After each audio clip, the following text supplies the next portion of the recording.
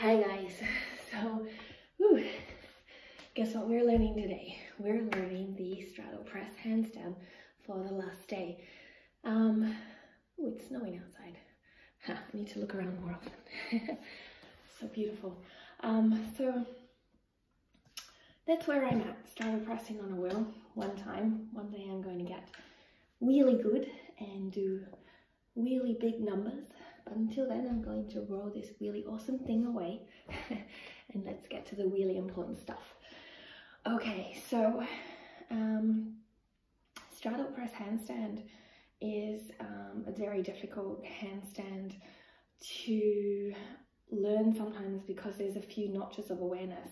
So firstly, one thing is to think about is your duo line from your palm arch to your feet, or you could do your head to your feet, depending on where you want to go. I prefer my palm arch to my sit bones and my feet to the fronts of my hips to make two, because there's two underlying duo lines. Now, I want to teach you a few things to press. Okay, the first thing I would advise you to do is to work on the bottom movement. So straight arm scapular strength, just so you know, when I do this straight arm scapular strength and I turn it on, my core is turning on, so you can see that.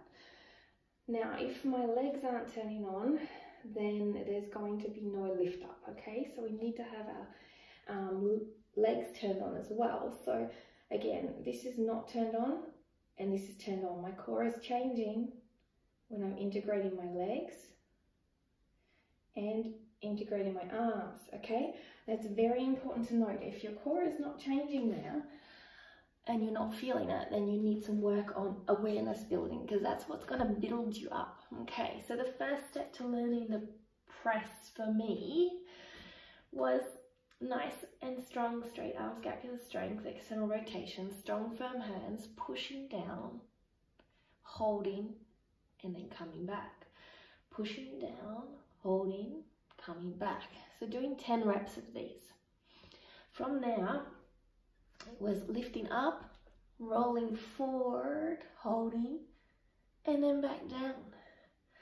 Lifting up, rolling forward, maybe hold for 30 seconds if you want to, and back down. Lifting up, okay, rolling forward this time, lifting one foot off the ground, and back down. You can see my fingers are really gripping into the mat. It's actually really intense and I'm not even going up in handstand yet. Again, the same on the opposite side, lifting up, holding, and coming back down. So just so you can see my core, you won't see my feet so much, but my core activation is very strong here. Straight arm scapular strength here has already got my core activation. From here, lifting up, and my core is really activating. You can see my legs are really activating too. Okay, so I can't do that lift up. Now that lift up's very important because your hips need to go up for your legs to go back. So once you've got that movement, there's a couple of things you can do. From there, I would suggest lifting up here and trying to take your feet off the ground, okay, and coming back down. Now, you can do that in one of two ways. You could do that one leg at a time. So it looks like this. Trying to give you the best, see both legs, yes. From here, lifting up, lifting one leg to the side, and then lifting the other one. And then coming down, and then coming down.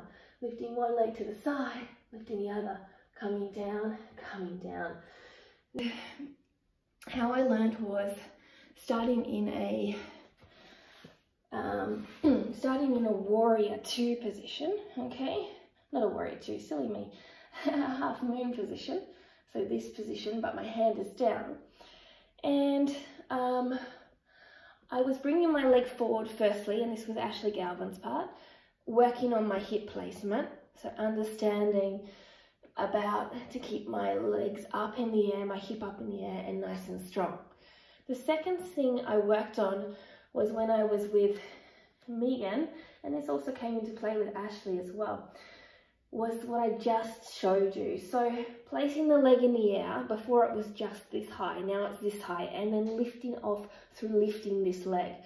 So it looks like this. Up on the tiptoes, we practice that. Leg high in the air, leg lifts, other leg lifts. And there is the lift off, okay? So then you can come down the same way, bringing it down, okay?